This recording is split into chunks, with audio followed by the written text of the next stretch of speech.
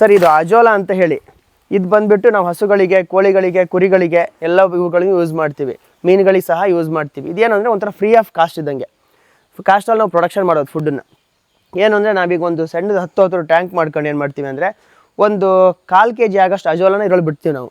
ಇದು ಇವತ್ತಿಗೆ ಒಂದು 8 ರಿಂದ 10 ದಿನಕ್ಕೆ ಇಡೀ ಟ್ಯಾಂಕ್ ಫುಲ್ ತುಂಬಿರುತ್ತೆ. ನಾವು ಬಿಟ್ಟಿರೋದು ಒಂದು 1/4 kg ಅಜೋಲಾ ನಾವು 10-15 ದಿನ ಬಿಟ್ಟು ನಾವು ತೆಗೆದಾಗ 15 kg ಹತ್ತಿರ ಫುಡ್ ಆಗಿರುತ್ತೆ. ಇವತ್ತಿನ ಲೆಕ್ಕದಲ್ಲಿ 40 ರೂಪಾಯಿ 1 kg ಫುಡ್ಡಿಗಾದರೂ ಫ್ರೀ ಆಫ್ ಕಾಸ್ಟ್ ಒಂದು 1000 ರೂಪಾಯಿ ಹತ್ತಿರ ಒಂದು ವಾರಕ್ಕೆ ಇನ್ಕಮ್ ಬರುತ್ತೆ. ಕೋಳಿ ಸಾಕೋರು, ಹಸಿ ಸಾಕೋರು, ಕುಳಿ ಸಾಕೋರು ಏನು ಮಾಡಬೇಕು ಅಂದರೆ ಈ ಥರ ಒಂದು 10 ಟ್ಯಾಂಕ್ನ ಒಂದು 4-5 ಟ್ಯಾಂಕ್ಗಳನ್ನು ಮಾಡ್ಕೊಬೇಕು.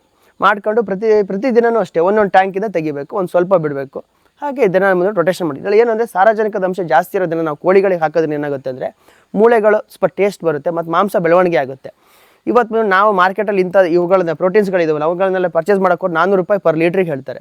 ನಾವು ಬಂದುಬಿಟ್ಟು ಫ್ರೀ ಆಫ್ ಕಾಸ್ಟಲ್ಲಿ ಪ್ರೊಡಕ್ಷನ್ ಮಾಡ್ಕೋಬೋದು ಸರ್.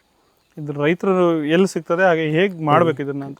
ಇದು ಬಂದುಬಿಟ್ಟು ಎಲ್ಲ ಕೃಷಿ ಇಲಾಖೆಗಳಲ್ಲಿ ಸಿಕ್ಕುತ್ತೆ. ಕೆಲವು ವೆಟನರಿ ಆಸ್ಪತ್ರೆಗಳಲ್ಲೂ ಸಹಿತನೂ ಫಾರ್ಮರ್ಸ್ಗಳಿಗೋಸ್ಕರ ಕೊಡ್ತಾರೆ. ಒಂದು ಸ್ವಲ್ಪ ಸಾಕಿದ್ರೆ ಸಾಕು. ಇದೇನೆಂದರೆ 10 ಅಡಿ ಉದ್ದ 10 ಅಡಿ ಅಗಲದೊಂದು 1.5 ಅಡಿ ಡೀಪ್ ಇರಬೇಕು. ಆ ಥರ ನೆಲಗಳನ್ನು ಹೊಂಡ ಹೊಡ್ಕೊಬೇಕು. 15 ಅಡಿ 15 ಅಡಿ ಇಲ್ಲ 12 ಅಡಿ ಟಾರ್ಪಲ್ ಹಾಕೋದ್ರೆ ಏನಾಗುತ್ತೆ ಅವಾಗ ಕಂಪ್ಲೀಟಾಗಿ ಸುತ್ತ ಬಂದ್ಬಿಟ್ಟು ಇಷ್ಟು ಗ್ಯಾಪ್ಗಳು ಉಳಿಸ್ಬೇಕು. ಇದ್ರ ಮೇಲೆ ಲೈಟಲ್ಲಿ ಕಲ್ಲುಗಳನ್ನು ಹೇರಬೇಕು. ಇಟ್ಟಾಗ ಏನಾಗುತ್ತೆ ಹೊರಗಡೆ ನೀರು ಬಂದುಬಿಟ್ಟು ಒಳಗಡೆ ಬರೋಲ್ಲ. ಆ ಥರ ಮಾಡಬೇಕು. ಆ ಥರ ಮಾಡಿ ಹಸುವಿನ ಸಗಣಿ ಹಾಕಬೇಕು. ಹಸುವಿನ ಸಗಣಿ ಯಾವ ಥರ 10 ಅಡಿ ಆಗಲಿ 10 ಅಡಿ ಉದ್ದ ಮಾಡಿದ್ದೀವಿ ಅಂದರೆ ಮಿನಿಮಮ್ ಒಂದು 5 kg ಹಸುವಿನ ಸಗಣಿ ಹಾಕಬೇಕು. ಹಸುವಿನ ಸಗಣಿ ಹಾಕಿ ಅದನ್ನು ಚೆಂದ ಕದ್ರಿ ಅದ್ರ ಮೇಲೆ ಅಜೋಲಾ ಬಿಡಬೇಕು. ಇನ್ನೊಂದೇನು ಅಂದರೆ ನಾವು ಈಗ ಮಳೆಗಾಲ ಆಗಿರೋದ್ರಿಂದ ನಾವು ಇದ್ರ ಮೇಲೆ ಶೈಡ್ ನೆಟ್ ಕವರ್ ಮಾಡಿಲ್ಲ. ಬೇಸಿಗೆಯಲ್ಲಿ ಬಂದುಬಿಟ್ಟು ಫುಲ್ ಶೈಡ್ ನೆಟ್ ಕವರ್ ಮಾಡಿ. ಇದಕ್ಕೆ ಬಿಸಿಲು ಬಿದ್ದುಕೊಳ್ಳಿ ಏನಾಗುತ್ತೆ ಅಂದರೆ ರೆಡ್ ಆದಾಗ ಏನಾಗುತ್ತೆ ಸತ್ತೋಗ್ಬಿಡುತ್ತೆ ಇದು.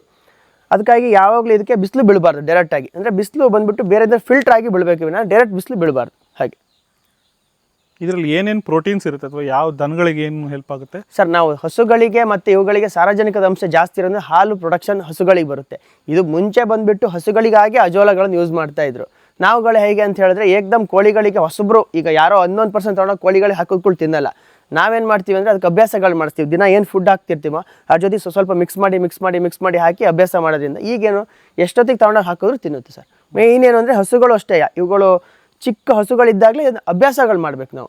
ಈಗೇನು ದಿನ ಹಿಂಡಿ ಕೊಡ್ತೀರಿ, ಬೂಸ ಏನಾದ್ರು ಕೊಡ್ತೀರಾ, ಜೊತೆಗೆ ಸ್ವಲ್ಪ ಹಾಕಿ ಕೊಟ್ಟು ಅಭ್ಯಾಸ ಮಾಡಬೇಕು.